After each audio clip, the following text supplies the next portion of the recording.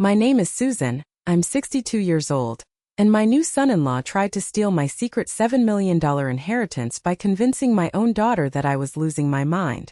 Before I tell you about the trap I set that exposed him for the predator he truly is, let me know where you're watching from in the comments below. It all started on a Tuesday morning. The sun was streaming through the windows of my little house in the suburbs of Columbus, Ohio, the same house where I'd raised my daughter. But I felt a chill so deep it went straight to the bone. Standing on my porch was a young man in a suit that probably cost more than my first car. He had a slick, practiced smile and a leather briefcase clutched in one hand. He wasn't here for a friendly visit. "Mrs. Susan Miller?" he asked, his voice smooth as silk. I just nodded, my throat too tight to speak. He pulled a thick sheaf of papers from his briefcase. "I'm here on behalf of Mr. Kevin Thompson. This is just a follow-up, an emergency addendum, to the documents he and Emily discussed with you." Emergency addendum. The words hung in the air, cold and sharp. He pointed to a line at the bottom of the first page. I saw my daughter's name, Emily, signed in her familiar looping handwriting. It looked shaky, rushed. My own daughter had signed this weapon, and she hadn't said a single word to me. My blood ran cold. He was moving faster than I ever could have imagined. But the thing that truly terrified me wasn't that signature, or the soulless look in the lawyer's eyes. It was what had happened just 3 days before. Let me take you back. The scene was my kitchen. The air smelled of coffee and the cinnamon rolls I'd baked for their return. My daughter, my Emily, sat at the table, her face still glowing from her honeymoon in Hawaii. She was so beautiful, so full of life. Her new husband, Kevin, sat beside her, one arm draped possessively over the back of her chair. He had a smile that never, ever reached his eyes. I'd felt it from the day they met, a little warning bell in the back of my mind, but I'd silenced it. For Emily's sake. "We had the most amazing time, Mom," Emily said, her eyes sparkling. "I'm so glad, sweetheart," I said, forcing a smile. Then Kevin leaned forward. He slid a crisp manila envelope across the polished oak table, stopping it right in front of me. It landed with a soft final thud. "Susan," he said, that oily smile plastered on his face. "Emily and I were talking. We thought this would make things easier for everyone in the long run. You know, legal stuff. Asset alignment, future planning." My stomach twisted into a knot. Emily just beamed, nodding like a child eager to please. "It's just a formality, Mom. Kevin is brilliant with finances. He says we need to set up a proper family trust, especially for when we have kids. He's just trying to help you, so you don't have to worry about all this stuff alone." I stared at the envelope. It was thick. I could see the edges of yellow legal paper inside. And the worst part, my name was typed neatly on the front. "Just take a look when you can," Kevin added, standing up to clear his plate as if the world hadn't just tilted on its axis. "We're heading out, but this will save time later." I didn't say a word. I didn't open it until I heard their car pull out of the driveway. My hand shook as I broke the seal. There it was, in cold black ink. It was a comprehensive financial agreement, drafted as if I had already consented to allocate a significant portion of my assets into a new family trust. A trust that would be, conveniently, managed by Kevin. He had no idea what he was reaching for. No one did.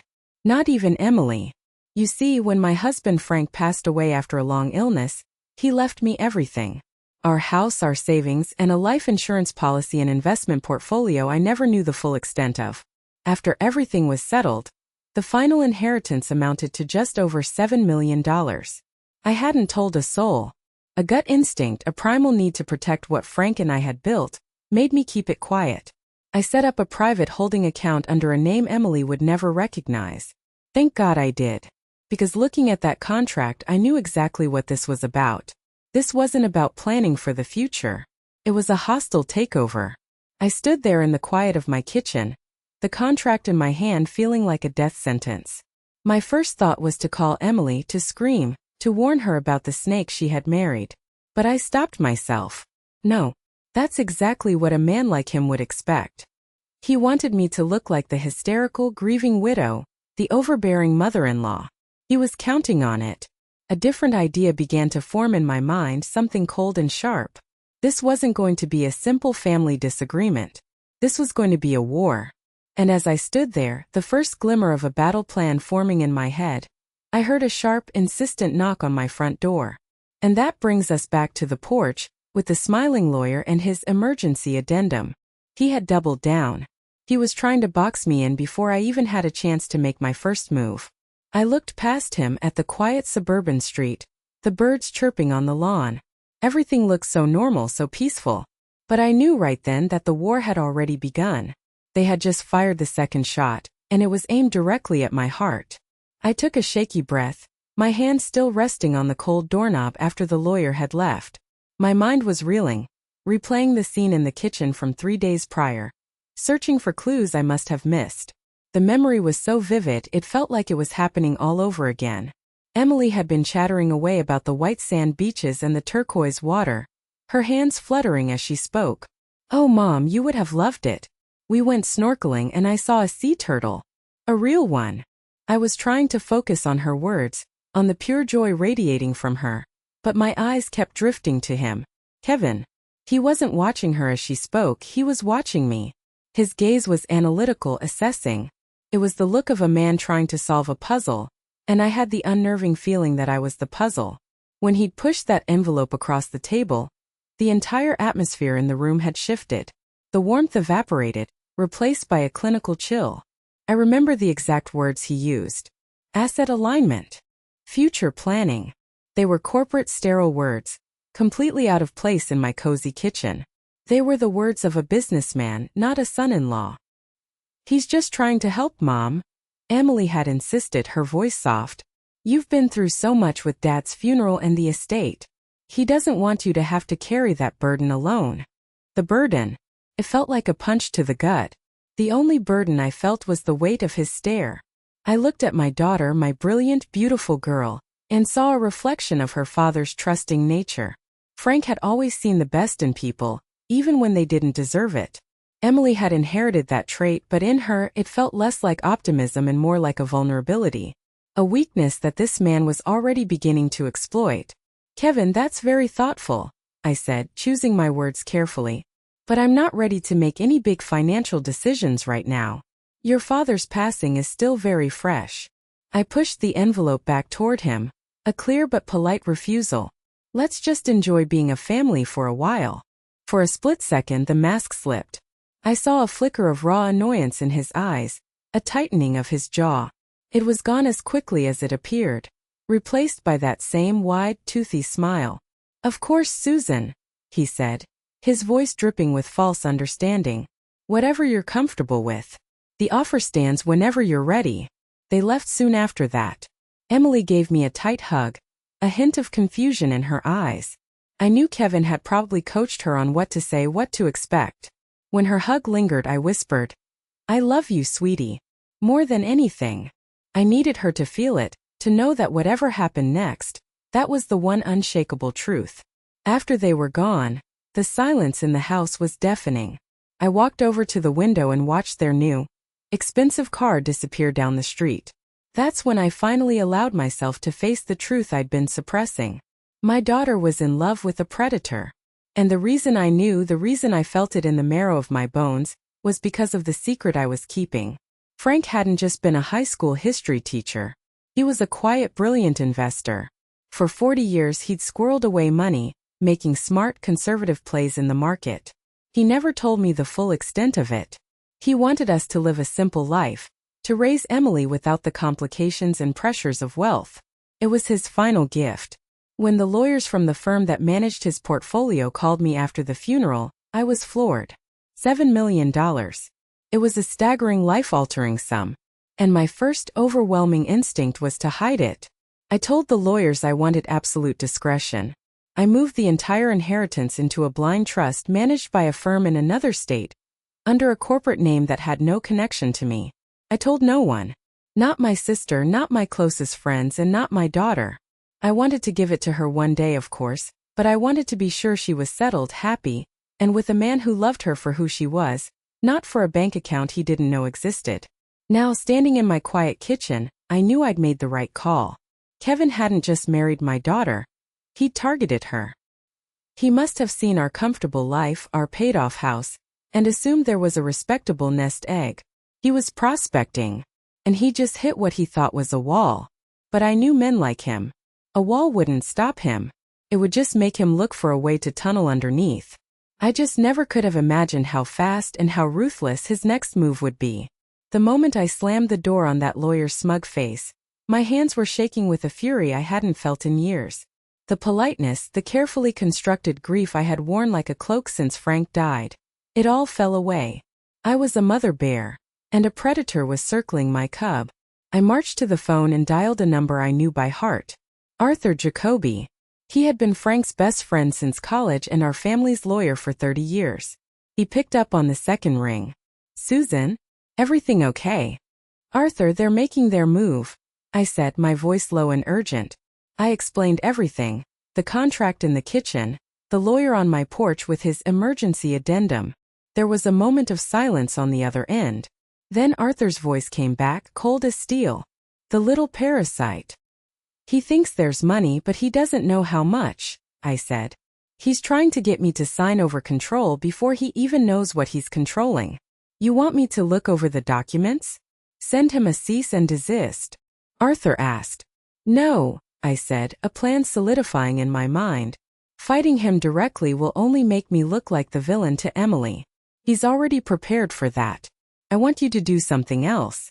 I want you to build him a trap." "A trap?"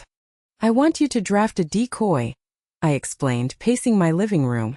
"I want you to create a completely fake, but completely believable set of documents. A fabricated last will and testament for Frank.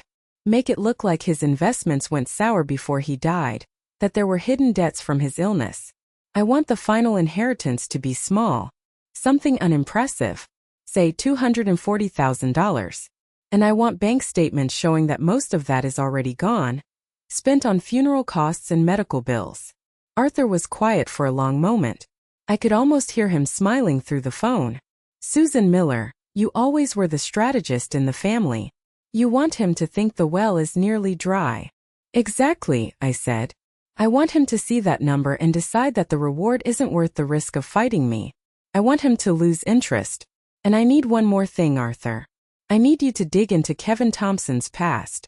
I want to know everything. Every job he's had, every address he's lived at, every person he's ever dated. I have a sick feeling in my stomach about him, Arthur. A really sick feeling." "Consider it done," he said. "I'll get a private investigator on it immediately. You might think I was overreacting. You might think I was a paranoid mother who couldn't let her daughter go. But let me tell you something. When you're a mother, you have a kind of radar that science can't explain. It's a gut feeling that screams when something is wrong with your child. And my radar wasn't just screaming. It was blaring like a fire alarm in a munitions factory. Over the next 2 days, I lived on edge. Arthur worked quickly. He sent over a digital file with the forged documents. They were perfect, right down to the fake letterhead from a local accounting firm. I printed them out and left them in a folder on the corner of my desk in the study, a room I knew Emily occasionally used when she visited. It was a casual, careless placement. A piece of bait left dangling. Then, on Friday afternoon, I got the call that changed everything. It was from my personal banker at the small community bank where Frank and I had kept a joint account for 40 years. "Susan, it's Martha," she said, her voice laced with concern. "I have a fraud alert here I wanted to run by you personally. We detected an attempt to access one of your old, dormant savings accounts online a few minutes ago." I gripped the phone tighter. "Which account?" "It's the one you haven't touched in years.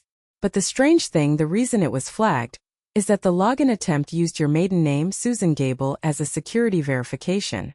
My breath caught in my chest. The world seemed to stop for a second. Only 2 people on this earth besides me knew I used that name for that specific account. One was my late husband. The other was Emily. I had told her about it years ago, a silly little story about how I set it up before I was married. She must have mentioned it to him. Or he'd coaxed it out of her. It didn't matter. He was digging. He was actively, systematically trying to uncover my financial history. The trap was set. And the rat was already sniffing at the cheese. Before I could even process the violation of the bank call, before I could figure out how to confront this, my phone rang again. This time, the caller ID showed Emily's smiling face. A wave of relief washed over me. Maybe she was calling to check in, to have a normal mother-daughter chat. Maybe I could salvage this.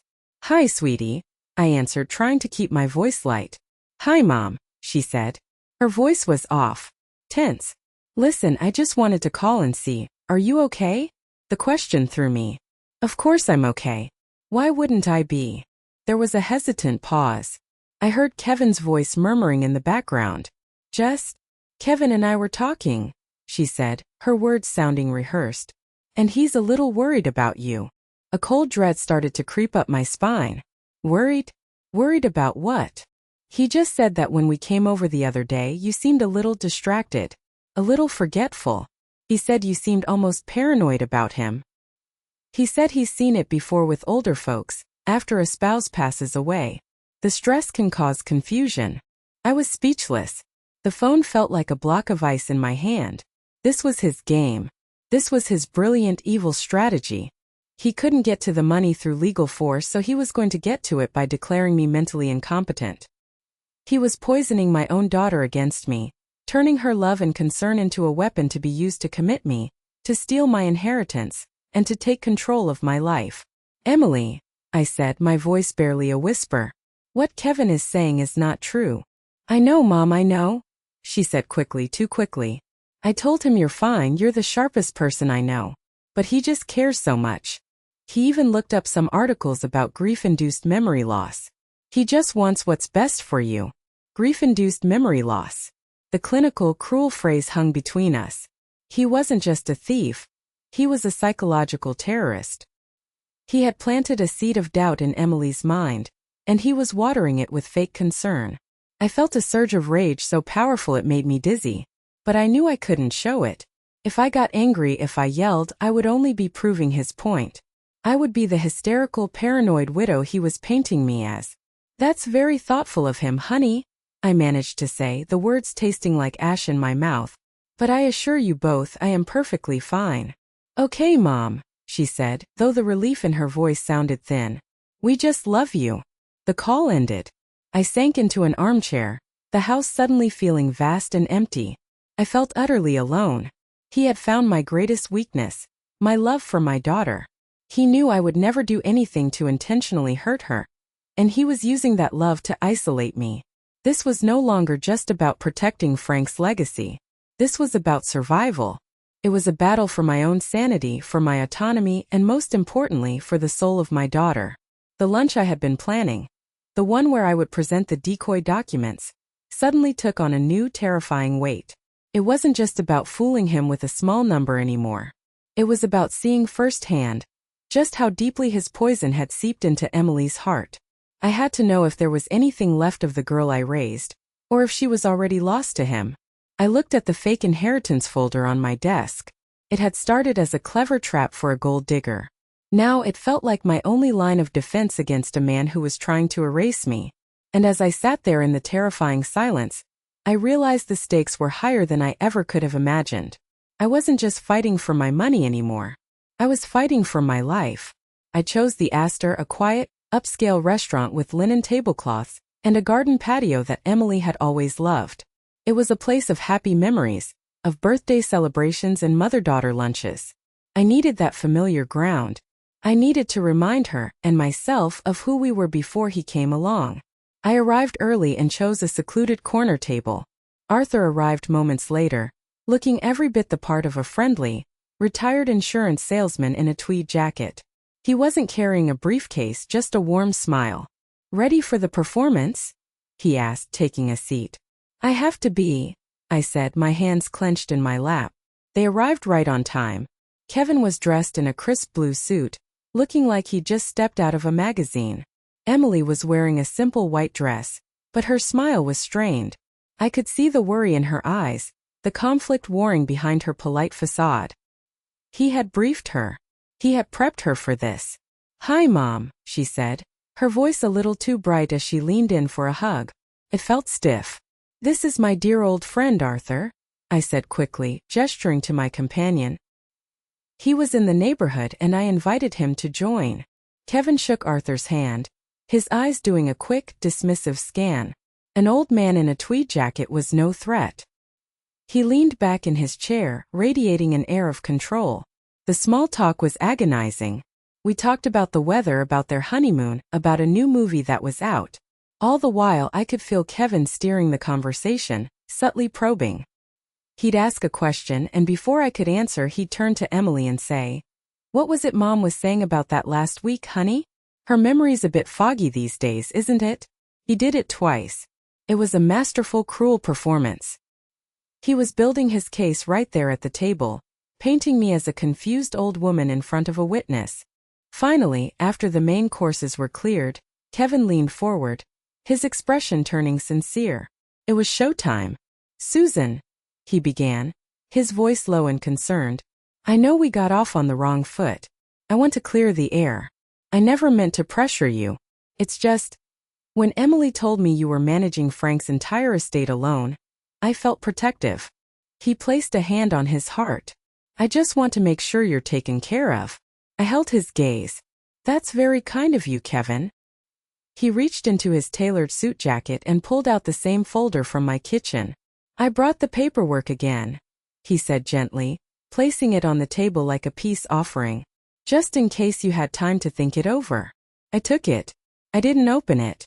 Instead, I reached into my own handbag and pulled out the decoy folder Arthur had prepared. I placed it neatly on top of his. "Actually, I'm glad you brought this up," I said, my voice steady. "I've just finished finalizing everything from Frank's estate, and I wanted to be transparent with you both." I opened the folder to the top page, a document titled Final Estate Valuation. "This is my full inheritance disclosure," I said, my voice filled with a carefully practiced sadness. It turns out Frank had more debt than I realized. After all the medical bills from his illness and the legal fees for probate, this is what's left. $240,000. I watched him. His eyes flicked to the number. He didn't touch the paper, but I saw it. The subtle twitch of a muscle in his jaw. The way his smile became fixed, brittle. I saw the calculation happening behind his eyes. The frantic arithmetic of a predator realizing his prey wasn't the prize he'd anticipated. $240,000 was a nice sum, but it wasn't enough to build a trust around. It wasn't enough to justify the elaborate legal maneuvers, the lawyer, the psychological warfare. It wasn't a jackpot. It was a disappointment. Emily leaned forward, her face a mask of genuine shock and pity. "Oh, Mom. That's all? But you seemed okay." "I've been managing," I said softly, looking directly at her. "I sold some of Frank's stocks to cover things. I didn't want to burden you with it, not after the funeral." Kevin cleared his throat. He picked up his water glass. "I see," he said simply. The friendly concern had vanished, replaced by a cool detachment. He took a long, slow sip of water. His smile was still there, but it was thinner now, stretched tight across his face. Then he did something that chilled me to the core. He reached across the table and placed his hand over mine. "Susan," he said, his voice now filled with a dark, syrupy condescension. "This doesn't change anything. We are family. In fact, this makes it even more important that we protect what little you have left. Especially with your health. We have to be careful." He was still playing the long game. The money was a disappointment, but a vulnerable, confused mother-in-law with $250,000 was still a target. Lunch ended with polite smiles and hollow promises to get together again soon. As I watched them walk away, Emily leaning on him for support, something Arthur had said echoed in my head. "He won't give up. He'll just change tactics." I had a terrible feeling I hadn't won anything. I had just shown a shark where the blood was, and he was about to start a frenzy. The call came 2 nights later at 2:13 a.m. The shrill ring of the phone shattered the dead silence of the house, and I jolted awake, my heart pounding in my chest. Calls at that hour only ever meant one thing: tragedy. "Mrs. Miller," a female voice said. It was the automated fraud detection service from my bank. "We are calling to verify a suspicious transaction. A wire transfer request for $240,000 from your savings account was initiated at 2:09 a.m. To approve this transaction, please press 1. To decline and speak to an operator, please press 2. My hand was shaking so hard I could barely press the button. I felt a wave of nausea. He did it. That arrogant, greedy monster actually did it. A live operator came on the line. "Ma'am, can you confirm you did not authorize this transfer?" "No, absolutely not," I gasped. "Thank you, the transaction has been canceled. We've placed a temporary freeze on the account. The request was initiated online through your digital profile." The operator continued calmly. "However, it was flagged because the login came from an unfamiliar device. We have the device signature and IP address here. It appears to be a tablet computer logged in from the Marriott Hotel downtown." The Marriott Hotel downtown. The hotel where I knew they had stayed for a night after the wedding before flying to Hawaii. He had seen the fake inheritance paper. He had believed it. And he had used his own wife's tablet, in the middle of the night, to try and steal every last penny of it. The account itself was a dummy account Arthur had set up, with only a few $100s in it. But he didn't know that. He had gone for the kill. The next morning my mind was a storm of fury and heartbreak. This wasn't just about a gold digger anymore. This was about a thief who was sleeping next to my daughter. I called Emily. I told her it was an emergency, that she needed to come to the house. Alone. She arrived an hour later, her face etched with worry. "Mom, what's wrong? You sounded frantic." We sat at the kitchen table, the same table where he'd handed me the first contract. I didn't waste any time. I looked her dead in the eye. "Emily, last night, someone used your tablet to log into my bank account and tried to transfer $240,000 out of it." I watched her face. First came confusion, then a slow dawning horror. But it wasn't the horror I expected. It wasn't directed at him. It was directed at me. Her face crumpled and she burst into tears. "Oh, Mom," she sobbed, burying her face in her hands. "This is it. This is exactly what Kevin warned me about." I stared at her, uncomprehending. "What are you talking about?" She looked up, her eyes red and pleading.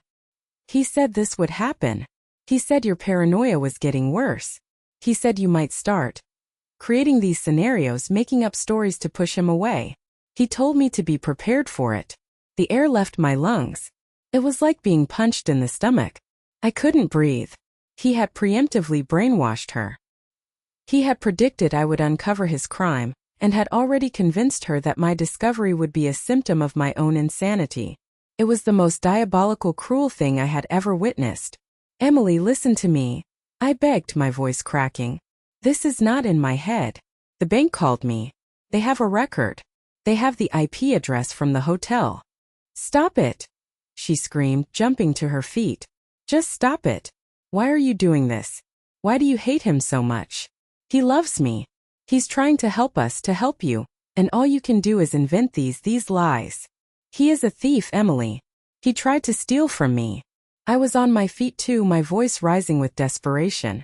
"No," she cried, tears streaming down her face. "You're the one who is sick. You need help, Mom. I can't watch you do this to yourself, to us." She grabbed her purse and ran for the door. I called her name, but she didn't look back. I stood there, frozen in my own kitchen, listening to the sound of her car tires squealing as she sped out of the driveway. He had won. He had not only tried to steal my money, but he had successfully stolen my daughter. He had twisted her love into a weapon and used it to shatter my heart. I sank back into my chair, the silence of the house pressing in on me. The fake inheritance had been a trap for him, but I was the one who felt caught. I was trapped in a nightmare he had created, and the one person in the world I needed to believe me now thought I was insane. I don't know how long I sat there, just staring at the empty doorway where my daughter had been. It could have been minutes or hours. The world had gone quiet and gray. I picked up the phone, my hand feeling like it was made of lead, and called Arthur. "I've lost her, Arthur," I whispered, the words barely audible. He turned her against me completely. "She thinks I'm crazy." "No, you haven't." Arthur's voice was firm, pulling me back from the edge. "She's confused and she's being manipulated by a master. But she's your daughter, Susan. She's strong. We just have to give her the truth in a way she can't deny. And speaking of the truth, I think I have something for you." A spark of life returned to me. "What is it?" "The private investigator just sent his initial report on Mr. Kevin Thompson. And it seems our boy has some skeletons in his closet. Big ones." I sat up straighter. "Tell me." 3 years ago, Arthur began. Kevin was a partner in a small financial consulting firm in Cleveland. The firm dissolved abruptly. One of the partners, a man named Robert Miller, filed a civil suit against Kevin, accusing him of embezzling nearly $100,000. Kevin claimed it was a misunderstanding over shared profits. The case was settled out of court for an undisclosed sum, and Kevin signed a non-disclosure agreement. He paid to make it go away. My mind raced. Embezzlement. It was a pattern. There's more, Arthur continued. Before he met Emily, Kevin was engaged to another woman, a young art gallery owner. I did some digging. They were together for 2 years. They broke up, and 6 months after the breakup, she had to declare personal bankruptcy. Her gallery closed down. I spoke to a friend of a friend who knows her. The story is that her finances were completely intertwined with his. By the time he left, she was financially ruined. It felt like the floor was dropping out from under me. This wasn't his first time. He was a serial predator. He found trusting women with assets, charmed his way into their lives and their bank accounts, and then bled them dry before moving on to the next victim. Emily wasn't just a target of opportunity. She was his next calculated project. Listen to me. If you are in a situation where your gut is screaming at you that something is wrong, but everyone around you, even the people you love, are telling you that you're imagining things, trust your gut. It is your oldest, most primal survival instinct. It is trying to save you. Don't let anyone, no matter how charming or convincing they are, talk you out of what you know in your soul to be true. Hearing about that other woman, that poor girl whose life he had ruined, lit a fire in me. The heartbreak and despair I had been feeling began to burn away, replaced by a cold, hard resolve. This wasn't just about me and my inheritance anymore. This was about that girl in Cleveland. This was about any other woman he had hurt. And this was damn sure about making sure my daughter was not going to be the next name on his list of victims. My grief turned into fuel. Arthur, I said, my voice clear and strong now. He's not just a gold digger. He's a professional. He knows how to cover his tracks. Which means we need evidence that is irrefutable, Arthur agreed. The bank's digital forensics on the attempted transfer is a start, but he'll claim Emily did it. Or that his finger slipped. We need something more. We need something from his own mouth. But how? Think, Susan. Is there anything from the last few months? Any event? Any recording? And then it hit me. The wedding. It was a whirlwind of flowers and music and happy tears, but there had been cameras everywhere. Not just the professional videographer, but 100 guests with their cell phones out, recording speeches, toasts, dances. He was arrogant. He was cocky. He had just married into what he thought was a comfortable fortune. Surely, in a moment of unguarded pride, he must have slipped up. The wedding videos, I said, a surge of adrenaline coursing through me. I need to go through all the wedding videos. It's a long shot, Arthur said. It's the only shot I've got, I replied. I was no longer just a grieving widow. I was an investigator. I was a mother on a mission. And I would sift through every second of footage from that day if I had to. I was going to find the proof that would not only expose him, but would finally, once and for all, open my daughter's eyes. Getting the footage was the easy part. The professional videographer sent over the raw files, and I spent an afternoon calling and texting relatives and friends, asking them to upload any clips they had from the wedding to a shared online folder. By that evening, I had over 10 hours of video to sift through. I poured myself a pot of strong black coffee, sat down at my desk, and began the hunt. It was grueling, emotionally exhausting work. I had to watch my daughter get married all over again, but this time every frame was tainted. I saw the way he held her, the way he smiled at her, and all I could see was a lie. I saw my own happy, tearful face during the mother-son dance, and I felt like a fool. I watched the toasts. My speech was heartfelt. Her father's brother gave a warm, funny tribute. Then came the best man's speech. He told a few generic, sanitized stories about Kevin. Nothing. I fast-forwarded through hours of footage of people dancing, of cake cutting, of bouquet tossing. My eyes burned from staring at the screen. Doubt began to creep in. Maybe Arthur was right. Maybe it was a long shot. Maybe a man this calculating wouldn't be stupid enough to brag. It was almost 3 a.m. My coffee was cold and my hope was dwindling. I was about to give up when I clicked on the very last file in the folder. It was titled IMG_8874. It was a shaky vertical video, clearly shot on a cell phone by one of Emily's college friends. The quality was terrible. The music from the DJ was loud and distorted. The camera panned across a group of Kevin's friends, all dressed in their rented tuxedos, huddled near the bar. They were laughing, holding glasses of champagne. And there, in the middle of them, was Kevin. He looked relaxed, triumphant. His tie was loosened, and he had that smug, self-satisfied look of a man who believes he just won the lottery. I leaned closer to the speakers, straining to hear over the thumping bass of the music. One of his friends, a loud guy with slicked back hair, clapped Kevin on the back. "So you did it, man. You're officially off the market," he yelled.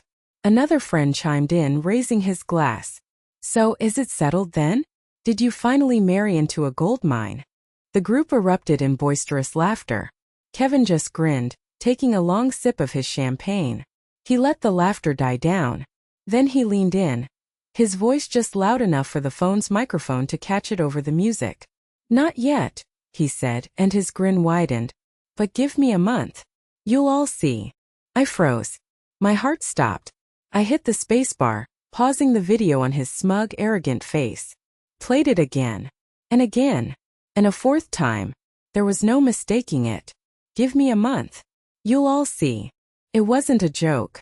It was a promise. It was a statement of intent. It was the smoking gun. It was his entire business plan, summed up in 6 arrogant words, caught on camera for the world to see.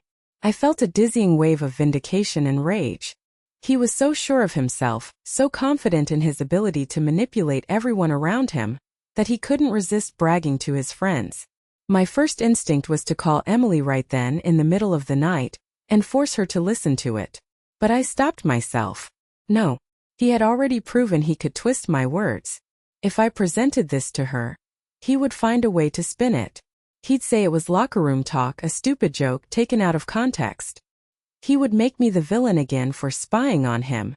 I needed the truth to come to her without my influence. She needed to see it with her own eyes and hear it with her own ears, alone, where he couldn't immediately start whispering his poison. I saved the short clip as a separate file. I went to my office drawer and found a blank USB flash drive. With shaking hands, I copied the video file onto it. I didn't label it. The next morning, I drove to their upscale condo building. I didn't buzz. I didn't call. I walked quietly to their mailbox in the lobby. I slipped the small, anonymous flash drive through the mail slot. It landed with a soft, barely audible click. I walked out of the building and got back in my car.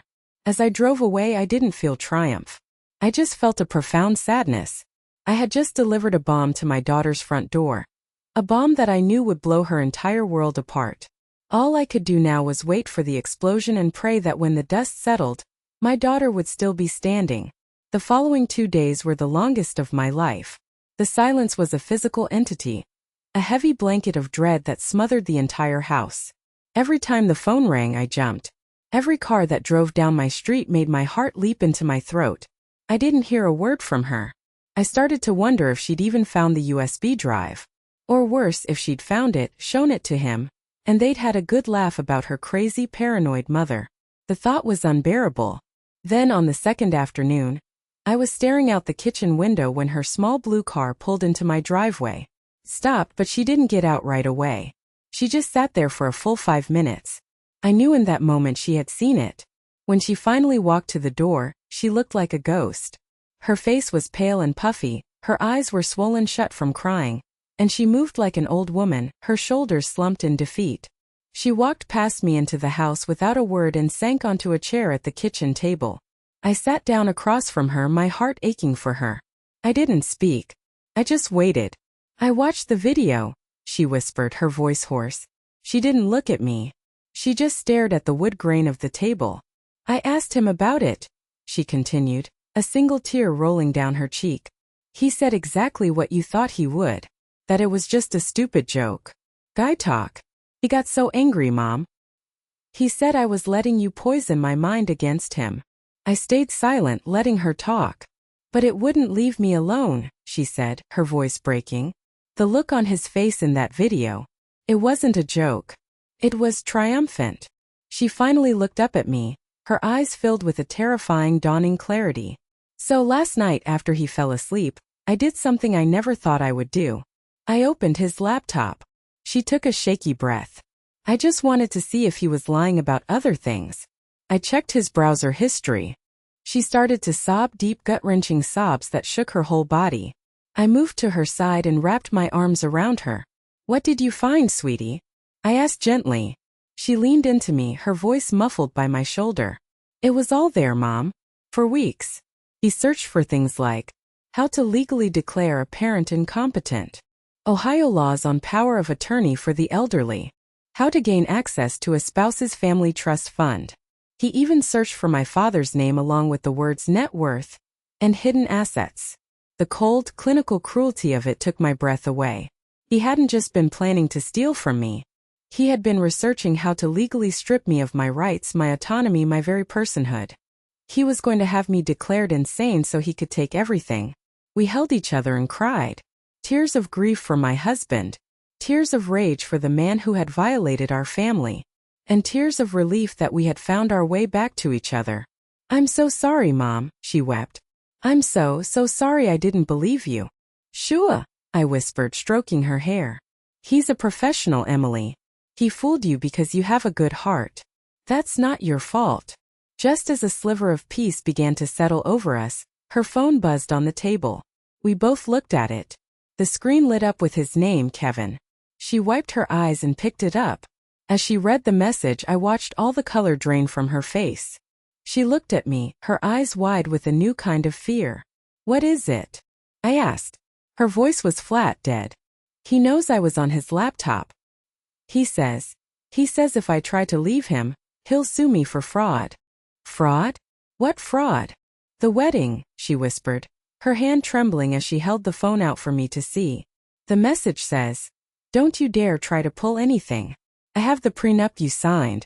I have all the bank records showing you paid for the wedding from our joint account. If you try to annul this, I will take you to court and I will destroy you.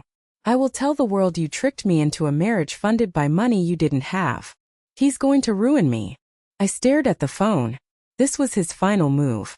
The cornered rat, lashing out with its teeth. If he couldn't get the inheritance, he would destroy my daughter instead.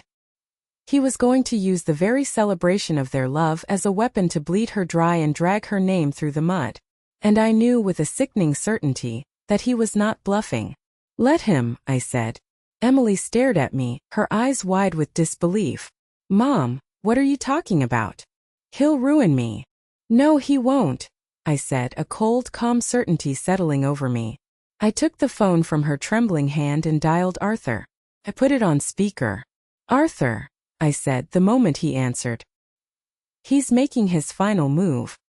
He's threatening to sue Emily for fraud over the wedding costs if she leaves him."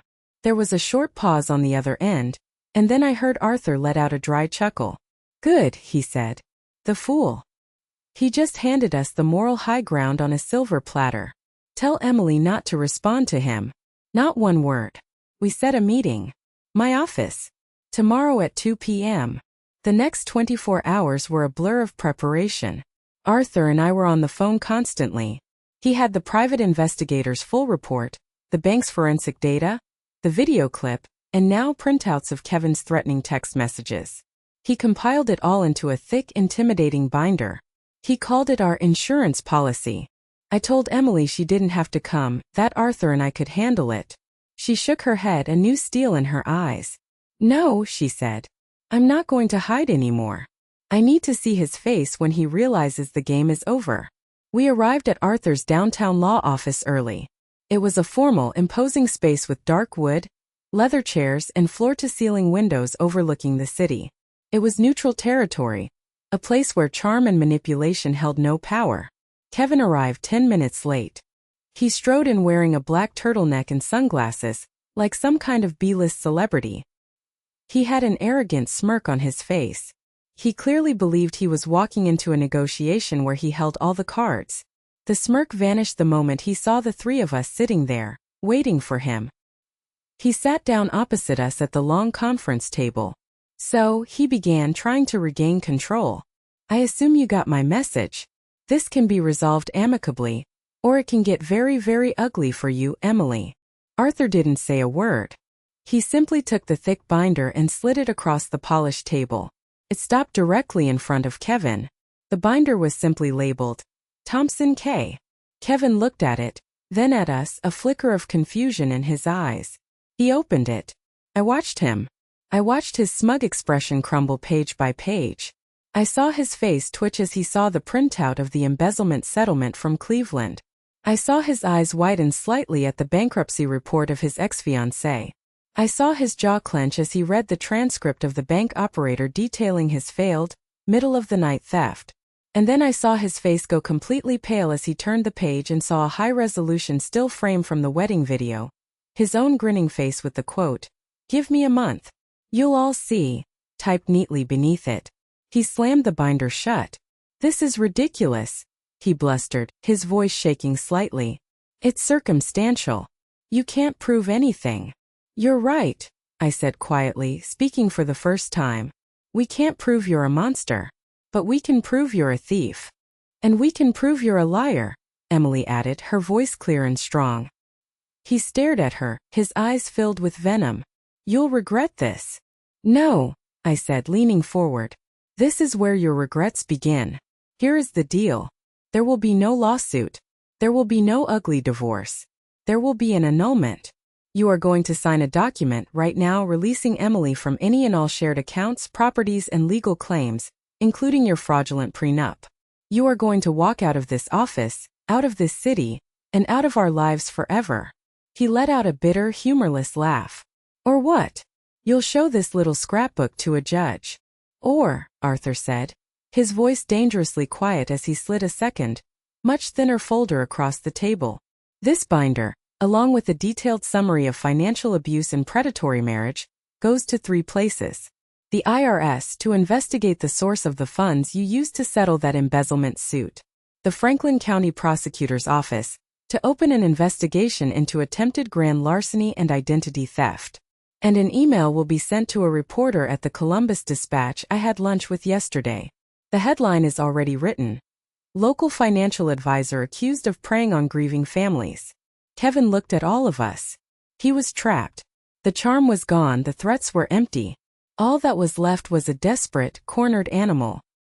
He looked at Emily one last time, a pathetic, pleading look in his eyes, as if he still believed he could manipulate her. She didn't flinch. She simply picked up a pen from the desk holder and slid it across the table until it stopped right in front of his hand. He stared at the pen, then at her, then at me. The fight went out of him. With a hand that trembled with rage, he picked it up, uncapped it, and signed every last page Arthur pushed in front of him. When it was done, he stood up, shoved his sunglasses back on his face, and walked out of the conference room without another word. And just like that, the nightmare was over. The moment the heavy office door clicked shut behind him, Emily broke. A sound, halfway between a sob and a gasp, escaped her lips, and she collapsed forward, burying her face in her hands. I was by her side in an instant, wrapping my arms around her, holding her tight as the months of tension, fear, and heartbreak came pouring out. "It's over, baby," I whispered, rocking her gently like I used to when she was a little girl with a scraped knee.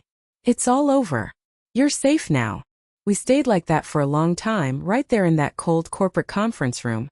Arthur quietly gathered the papers and left, giving us our space. Finally, Emily's sobs subsided into shaky breaths. She sat up and looked at me, her eyes still swimming with tears, but with a clarity I hadn't seen in a very long time. That evening we drove back to my house. The silence in the car wasn't tense or awkward. It was peaceful. It was the silence of a storm that has finally passed. We didn't want to go out. We didn't want to celebrate. We just wanted to be home. I made a simple dinner of pasta and garlic bread, the kind of comfort food we'd eaten 1,000 times at my kitchen table. As we ate, she looked across at me. "Mom," she said quietly, "all that stuff, the fake documents, the bank account, was any of it true?" I put down my fork. It was time for the final secret to come out.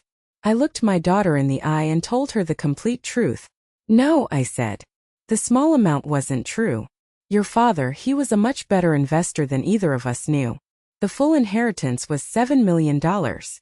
Her eyes widened, but she wasn't shocked in the way I expected.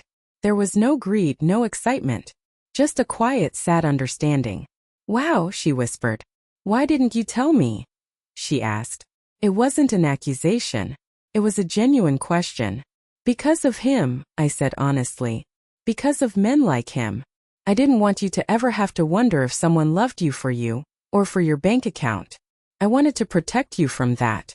Seems I failed at first, but I hope you understand I was trying to protect you from the greed that money can attract." She reached across the table and squeezed my hand. Her grip was strong. "You didn't fail, Mom. You saved me." She took a deep breath. "From now on," she said, her voice firm, "no more secrets between us. Ever." "No more secrets," I agreed, squeezing her hand back. In the weeks and months that followed, we rebuilt. The annulment went through without a hitch. He disappeared, just like we told him to. Emily started seeing a therapist to work through the trauma of the manipulation she had endured. She was angry at him. But more than that, she was angry at herself for being so blind. I kept telling her that believing in love is never a crime. The crime is exploiting that belief. Slowly, she began to heal. She started designing again, her creativity returning with a passion I hadn't seen in years. We talked a lot about the money. We set up a proper, ironclad trust, managed by Arthur and a team of professionals. We established a charitable foundation in Frank's name to provide scholarships for history students, something he would have loved. The money wasn't a curse. It was a tool. It was a legacy. It was a chance to do good in the world, and a chance for Emily to build a life on her own terms without fear. My story has a happy ending, but I know for many people that isn't the case. I'm sharing this because I need you to know that you are not crazy, you are not paranoid, and you are not alone. Predators don't always look like monsters. Sometimes they look like the answer to your prayers. They use your love, your trust, and your kindness against you. So please trust that little voice inside you. Protect what you've built. And never, ever let anyone make you doubt your own sanity to serve their own greed. Thank you so much for listening to my story. If you've ever been through a similar situation, where you had to trust your gut instinct to protect your family or yourself, I would be honored if you shared your experience in the comments below. Hearing from each other is how we know we're not alone. And if this story resonated with you, please consider giving it a like and subscribing for more. You are stronger than you think.